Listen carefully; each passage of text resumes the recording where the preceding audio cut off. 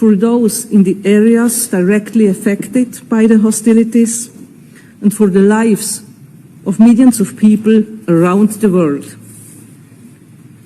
We all have an existential interest in ensuring that international relations are based on rules and on respect for international law and human rights. Switzerland is a partner for peace and dialogue. As a neutral country, we look back on a long tradition of solidarity and good offices. The harmonious coexistence of nations isn't just a noble objective. Striving for a just and peaceful international order is a commitment set out in our Constitution. To fulfill this responsibility and honor our tradition, my government accepted President Zelensky's request to host this summit. Our aim is to launch a broadly supported process where voices from all corners of the globe can discuss their ideas and points of view. The fact that you have accepted our invitation and that your nations as well as international organizations have sent such high-level delegations proves that this approach was right. Although our objective is ambitious, it is in the interests of everyone here to commit to this ambition. Excellencies, ladies and gentlemen, we are all aware that a peace process without Russia is inconceivable. A lasting solution must involve both parties. As an international community, we can help to pave the way. That is why we are here. At the same time, we are aiming to achieve real progress on specific issues. With your support, we have defined 3 issues of global impact that we will discuss in our working groups. These are nuclear safety, food security, and the human dimension of the war. Our most important goals for this weekend are to inspire a process leading to a framework for a comprehensive, just, and lasting peace for Ukraine based on international law and the UN Charter. To develop a common understanding on how to take concrete steps towards such a framework. And we want to discuss how and under what conditions Russia can be included in this process. It is essential that so many of us use this summit to express our support for a peaceful process, for a process beyond any armed hostilities. Over the past few months, you have actively and with the utmost commitment helped plan and prepare for this summit. I wish to thank you most sincerely for your help. Excellencies, ladies and gentlemen, finding a path to peace requires perseverance and will. It requires effort on all sides.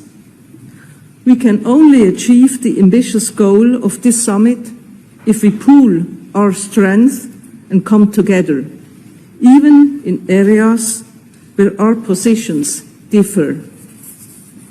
Here on the Bürgenstock, we will all be making that first crucial step. It is up to us to make sure it is followed by a second. Thank you very much.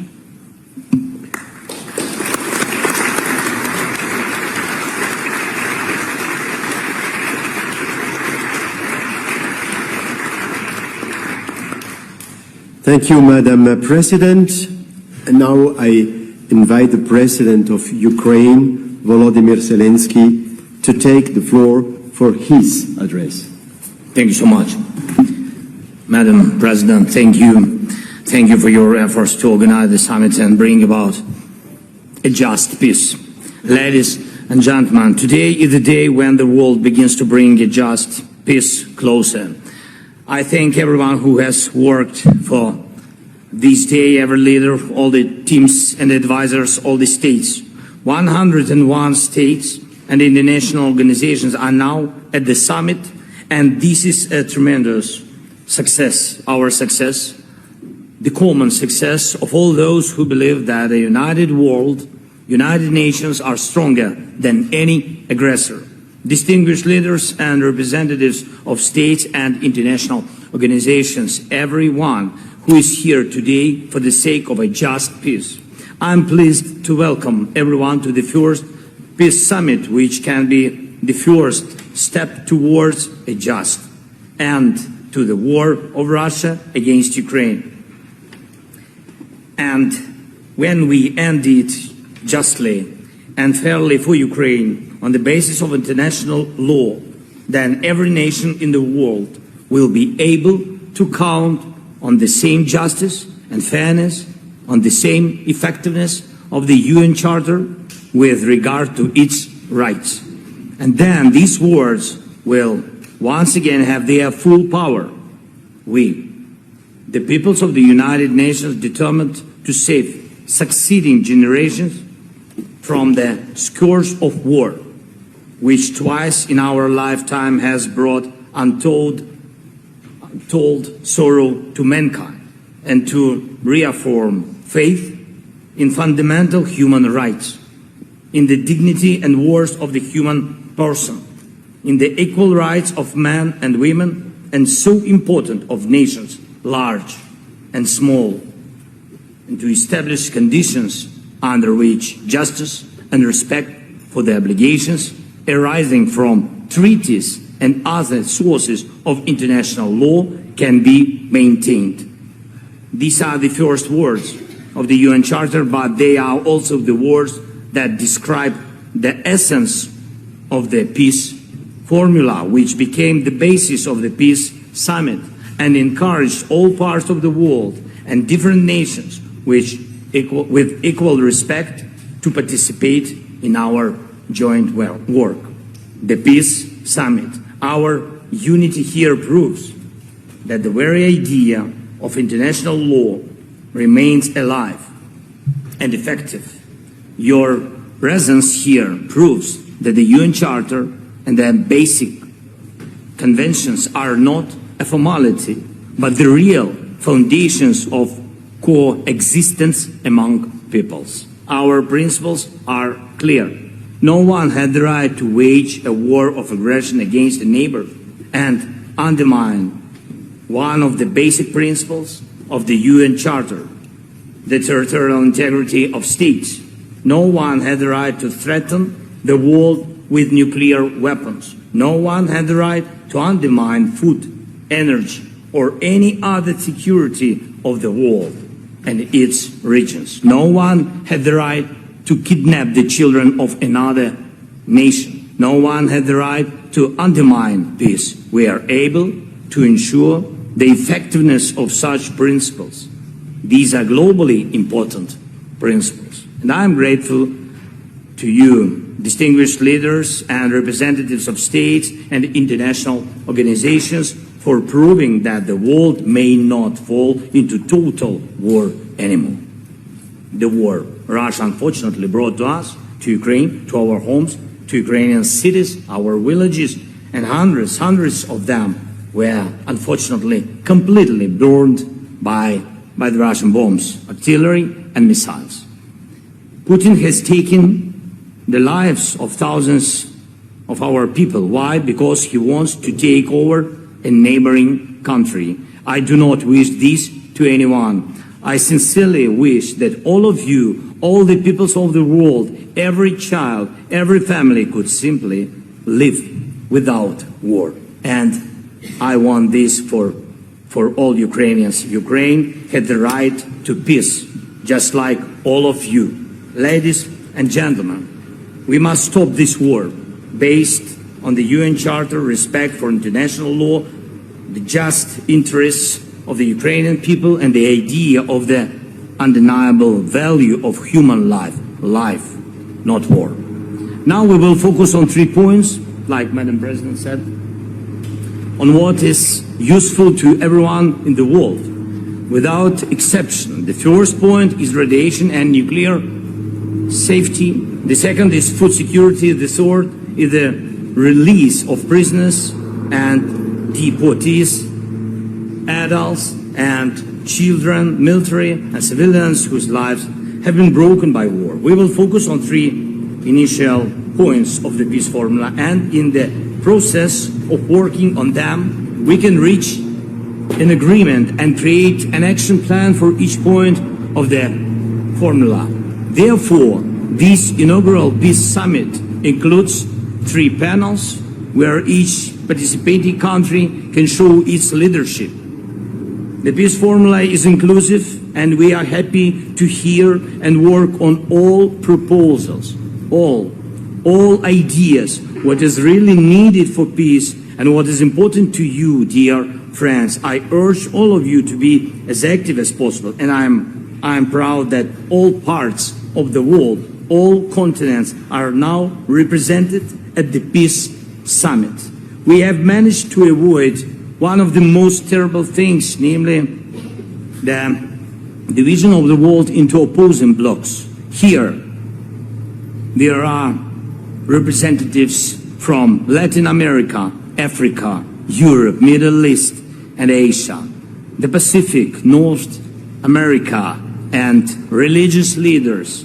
101 participants, and no one had the privilege of deciding for another. This is true multipolarity, when each political pole of the earth is represented and has its own influence in solving a globally important issue. No one doubts that the global majority wants to guarantee all aspects of security, including nuclear and food security. The majority of the world definitely supports the principle of territorial integrity of states, sovereignty of nations, and equality in relations between peoples. The world majority definitely wants to live without bloody crises, deportations, and ecocides. And so every nation that is not represented now and that shares the same values of the UN Charter, indeed and word, will be able to join our work in the next stages. The peace formula encourages all the powers of the world to think about ending the war and to propose how to end it. And therefore, the very idea of war has already lost. Putin should switch from the language of ultimatums to the language of the world majority, which wants a just peace. Distinguished leaders and representatives of states, what exactly can this summit deliver? First is to prove that the return of security is indeed possible. We will work out the steps with you. Second is to provide a real plan to make every step for peace work, from nuclear and food security to the release of prisoners and deportees, to the complete end of the war without the threat of its new outbreak.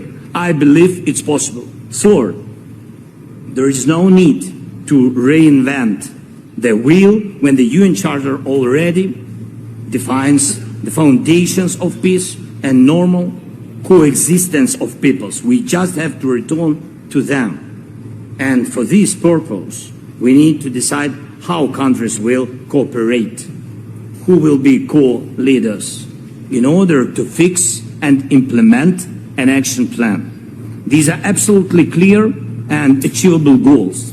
Now, there is no Russia here. Why?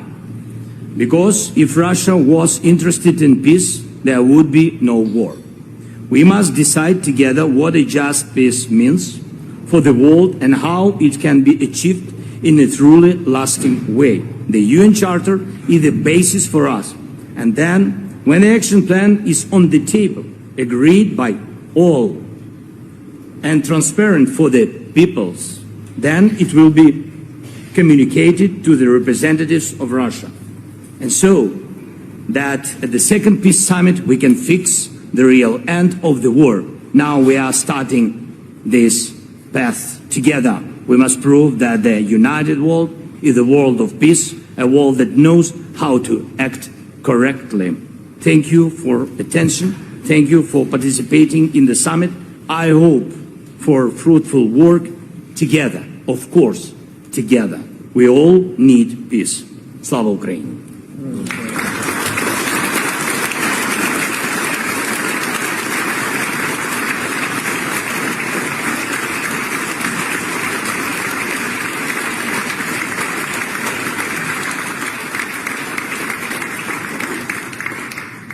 Thank you, Mr. President. Now I'm pleased to hand over the floor to the Vice President of the United States of America, Kamala Harris. Thank you. Thank you, President Ahmed and President Zelensky, for hosting this summit. It is my honor to be here with all of the leaders today.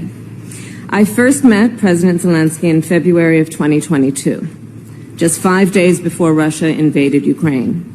An outrageous attempt to subjugate a free people and an attempt to wipe a sovereign state off the map. On that same day, I addressed the Munich Security Conference and made clear that the United States of America is a steadfast supporter of the principles that people have a right to choose their own form of government. Nations have a right to choose their own alliances. There are inalienable rights governments must protect. The rule of law must be cherished. Sovereignty and territorial integrity of all states must be respected. And national borders should not be changed by force. And nearly 2.5 years later, I am here to reaffirm the commitment of the United States to these principles and our unwavering commitment to support the people of Ukraine as they defend themselves against Russia's brutal aggression. As I discussed with President Zelensky earlier today, President Biden and I have made clear over the past 3 years, we are committed to uphold international rules and norms, to defend democratic values and stand up to dictators, and to stand with our allies and partners. This approach has provided for our security and prosperity for generations, and it continues to do so today. This approach makes America strong, and it keeps Americans safe. And this approach bolsters global stability. Russia's aggression is not only an attack on the lives and the freedom of the people of Ukraine. It is not only an attack on global food security and energy supplies. Russia's aggression is also an attack on international rules and norms and the principles embodied in the UN Charter. Russia is a permanent member of the United Nations Security Council. Nevertheless, for nearly 2.5 years, it has shamelessly violated the core tenets of that charter. If the world fails to respond when an aggressor invades its neighbor, other aggressors will undoubtedly become emboldened. It leads to the potential of a war of conquest and chaos, not order and stability, which threatens all nations. President Joe Biden and I will continue to support Ukraine and continue to impose costs on Russia. And we will continue to work toward a just and lasting peace based on the principles of the United Nations Charter and the will of the people of Ukraine. President Zelensky, the United States shares your vision for the end of this war and an end to the suffering of the Ukrainian people. And let us all then commit to the imperative of returning innocent children kidnapped by Russia, returning them to their homes. Let us also agree a practical benefit of the work of this peace summit is to increase global food and energy security. And let nothing about the end of this war be decided without Ukraine. By contrast, however, yesterday, Putin put forward a proposal. But we must speak truth. He is not calling for negotiations. He is calling for surrender. America stands with Ukraine not out of charity, but because it is in our strategic interest. We stand with delegations from more than 90 nations who also have a strategic interest in a just peace in Ukraine. Among us, no doubt, exists a diverse range of views on many of the global challenges and opportunities we face. We don't always agree. However, regarding Putin's unprovoked, unjustified war against Ukraine, there is unity and solidarity in support of international norms and rules. For President Joe Biden and me, it is one of our defining missions to uphold the international rules-based order, to defend it, strengthen it, and promote it. And no doubt it must be a priority for us all. Thank you.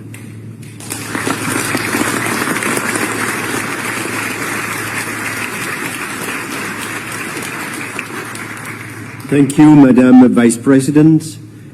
May I now ask the President of the European Commission, Ursula von der Leyen, to give her address. President Amherd, liebe Viola, President Zelensky, dear Volodymyr, Vice President Harris, dear Kamala, Presidents and Prime Ministers, Viola, Ministers, President Zelensky. Excellencies.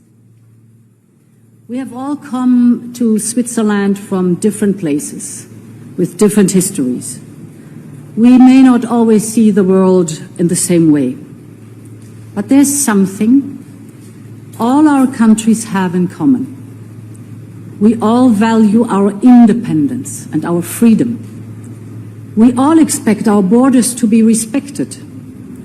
We all yearn to be the masters of our own destiny. Some, indeed many countries, have had to fight for this, for independence, for self-determination, for freedom. And this is also what Ukraine is fighting for. This is also what the people of Ukraine desire. And their greatest aspiration is to be independent and free in peace. They want the missiles to stop hitting their cities. They want to live free from fear. They want their children to be safe, not constantly worrying about the next air raid siren. Surely this is the right of all countries and all people. And this is why we're here today. We're here today to help bring an end to a brutal and unjust war. A conflict that has shattered lives and displaced millions. The echoes of Russia's war of aggression reverberate across the globe. Energy prices have soared, food prices have exploded, and it is a cautionary tale for the entire world. Is it right that a larger country can invade and take territory from a smaller neighbor? The answer is, of course, no. It is written in the Charter of the United Nations. And that is why it is vital that we reaffirm that charter. It is vital that we pledge again to uphold firmly the principles of the UN Charter. Freezing the conflict today with foreign troops occupying Ukrainian land is not an answer. In fact, it is a recipe for future wars of aggression. Instead, we need to support a comprehensive, just, and sustainable peace for Ukraine. One that restores Ukraine's sovereignty and its territorial integrity, the inviolability of all borders, the sovereignty of all nations. This is at stake. And history teaches us the quest for peace is fraught with challenges. But it was precisely from the ashes of World War II that the United Nations were born. And today we need once again to light that beacon of hope for global peace and security.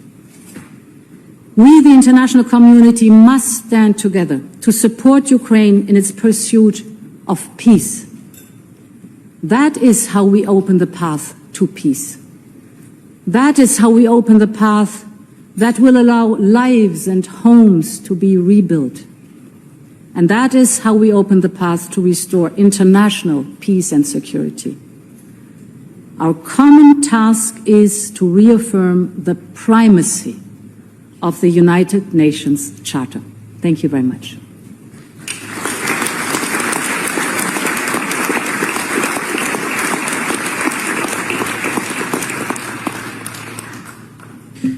Thank you, Madam President. As we would like to give the opportunity to speak to everybody during the upcoming sessions, I kindly ask all speakers to limit your interventions to 1 to 3 minutes. I am now pleased to invite the President of Kenya, William Ruto, to give his intervention.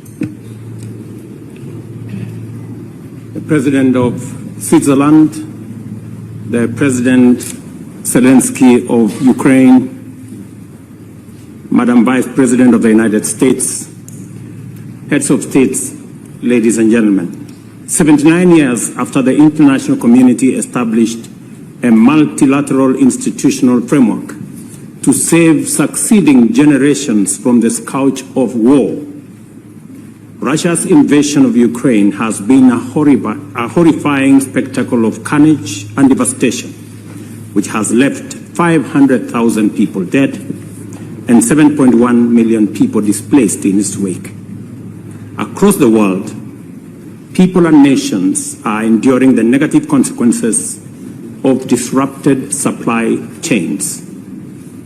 Kenya's position has been clear and unequivocal from the beginning. Russia's aggression against Ukraine is unlawful, unjust, and a violation of the fundamental principles of international law, which honor the sovereign equality of nations, upholds their territorial integrity, and advocates the peaceful resolution of all disagreements. Just like the war in Ukraine, the war in the Middle East has been equally devastating.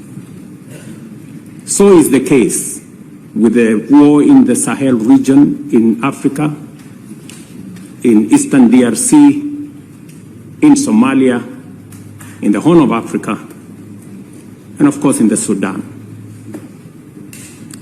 40 million Africans have been displaced by the war in our continent, and 2.5 million kids are out of school.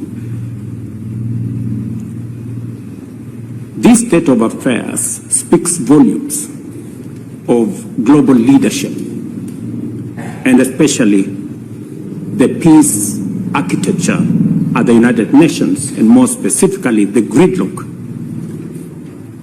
at the United Nations Security Council. Today, a farmer in Kenya, in rural Kenya actually, knows there is war in Ukraine for two reasons. Number one, he paid more for his fertilizer, and number two, his fertilizer came late. Let me also say, this peace summit is a historic step in the right direction. For the first time, we have convened to talk about peace in Ukraine and not war in Ukraine. Secondly, a commitment to peace makes certain fundamental concessions inevitable. This summit should not be a meeting of just friends. This should be a meeting of both friends and foe. To succeed in this positive trajectory, Russia must be on the table, number one. Number two, an American general, Norman Swartzfeld, said, the more we sweat in peace, the less we bleed in war. It is time for leaders of the world to talk about peace, negotiate peace, work hard to build peace, and configure a global strategic framework that integrates peace as the sole means and end of human endeavor. Finally, we have gathered here and we are reminded by the Indian statesman Mahatma Gandhi, who said that an eye for an eye will make humanity blind. Just as Russia's invasion of Ukraine was unlawful and unacceptable, the unilateral appropriation of Russia's assets is equally unlawful unacceptable, and a derogation from the UN Charter, especially for those of us who believe in freedom, justice, and democracy, and the rule of law. As we embark on this journey to resolve conflict in Ukraine and throughout the world, it's time for parties to the war in Ukraine to demonstrate good faith, abandon intransigent attitudes, and soften their positions. I thank you. Thank you. Thank you, Mr. President. I am delighted to hand over the floor to the Chancellor of Germany, Olaf Scholz. Madam President, dear Viola Amherd, dear Volodymyr Zelensky, colleagues, ladies and gentlemen. We have come here today to talk about peace. Peace in Ukraine first and foremost, of course, but nothing less than our global security and the rules-based international order are at stake. For Ukraine, defending itself for over 2 years against the Russian aggression is an existential fight to secure its free and democratic future, as Russia denies Ukraine its independence, its territorial integrity, and its very existence as a sovereign nation. This illegal war of aggression has shattered peace and brought imperialism back to the European continent. While this is a war in Europe, it has, as we have witnessed over the last 2 years, far-reaching global consequences. This war has endangered international food and energy security. It has put the threat of a nuclear catastrophe back on our minds. It has weakened global economic growth and highlighted the fate of the most vulnerable of innocent civilians, unlawfully displaced persons, in particular children and prisoners of war.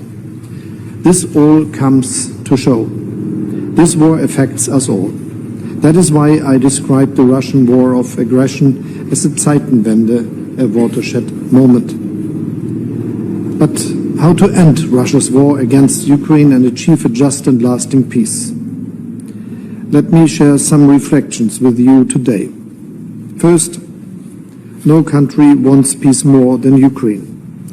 But let us be honest, peace is more than the absence of war. An immediate ceasefire without serious negotiations, without a roadmap toward a just and lasting peace, merely on the basis of so-called new realities, would only legitimize Russia's illegal land grab. In the end, this would result in yet another frozen conflict, a scenario that is unjust, dangerous, and not sustainable, neither for Ukraine nor Europe or the international community as a whole. Second, some say that any negotiated peace must take into account Russia's legitimate security concerns.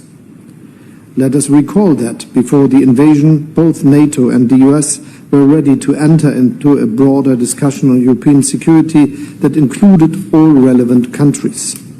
The aim was to promote transparency and stability and to build trust in order to reduce the likelihood of future conflict. As we all know, it was Russia that chose war over diplomacy and dialogue. So let me be very clear, whatever the perception of one's own security concerns may be, these concerns must not and cannot justify an invasion of a peaceful neighboring country.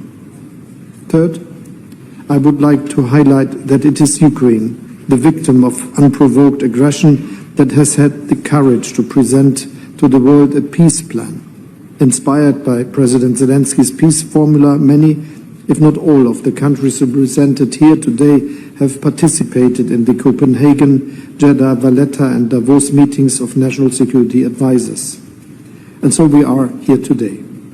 I'm very grateful to our Swiss hosts that we can enter into a truly global exchange on principles for a just, lasting and comprehensive peace, and on how to achieve the widest possible international support for a future peace process in Ukraine. Which document is better suited to guide us than the Charter of the United Nations with its fundamental principles of territorial integrity and sovereignty? This also includes the respect for international humanitarian law and human rights. It includes the sovereign equality of all states. the peaceful resolution of conflicts, and multilateral cooperation for the benefit of humanity. These principles are binding for us all, and they are the foundation of the international rules-based order. My last point today is on Russia. It is true, peace in Ukraine cannot be achieved without involving Russia. But let us not forget that, as we speak, Russia continues to relentlessly wage its brutal war. We all know Russia could end this war today or at any given moment once it ceases its onslaught and withdraws troops from Ukraine. To date, Russia has refused to heed our collective call for peace on the basis of international law and the UN Charter. Our gathering today is important, and I want to thank all of you for your participation. We all recognize that achieving peace still requires tremendous efforts. We should jointly seek to achieve a framework and a roadmap for concrete steps in this direction. I have compared this process to a small plant that needs watering, nurturing, and delicate care. Let us engage collectively in ensuring that this plant develops and grows. Let us use the time until our next meeting to intensify our efforts. I look forward to our discussions.